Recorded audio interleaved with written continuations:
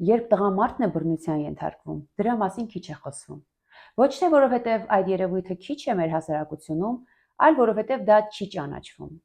Մեր հասարակությունում մենք տղամարդկանց մեծացնում ենք, տղաներին մեծացնում ենք հետևյալ կերպ, որ դու պետք է ուժեղ լինես, որ դու պետք է դիմանաս, պետք է հանդուրժես, պետք է քո մեջ ուժ գտնես հաղթահարելու դժվարությունները։ Եվ երբ որ տղամարդը հայտնվում է մի իրավիճակում, որտեղ իրեն բռնության է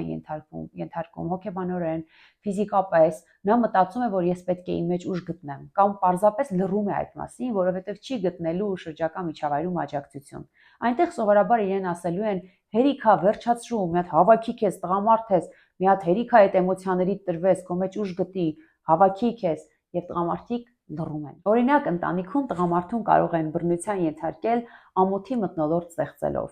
հոգեբանական խորը վիրավորանք հասցնելով, քեզ միշտ տղամարդ, դու միշտ տղամարդ, եւ այդպիսի խորը հոգեբանական հարված հասցնելով տղամարդը այսպես փոքրանում է, խեղճանում է, իրեն անճար է զգում, որովհետեւ մտածում է, որ ես երևի իմ տեղում չեմ, իմ մեջ ես չեմ կարողանում ուժ գտնեմ այս իրավիճակը վերահսկելու, եւ ամենակարևորը նա լռում է այդ մասին, որովհետեւ արդեն նշեցի, թե սոցիումում նա ինչի կարող է հանդիպել այդ մասին բարձրաձայնելով։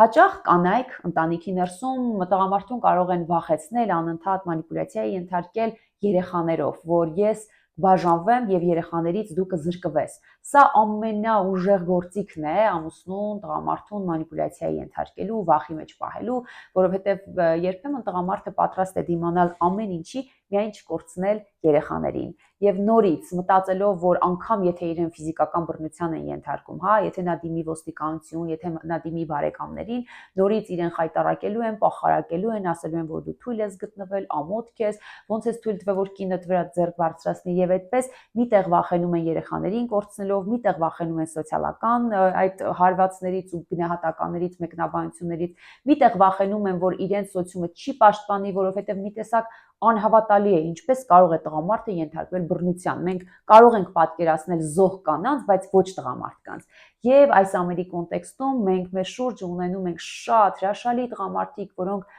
տարբեր պայմաններում բռնության զոհեր են, բայց նրանք այդ մասին լռում են։ Մեր անելիքն է որպես մասնագետներ ոչ թե հակադրել կին ու տղամարդ բռնությունը, այլ հասկանալ, որ բռնությունը սեր չունի, իսկ բռնության ենթարկված մարդը արժեք ունի։ Բոլոր այն տղամարդիկ, ովքեր այս միջավայրում իրենց կարիք կունենան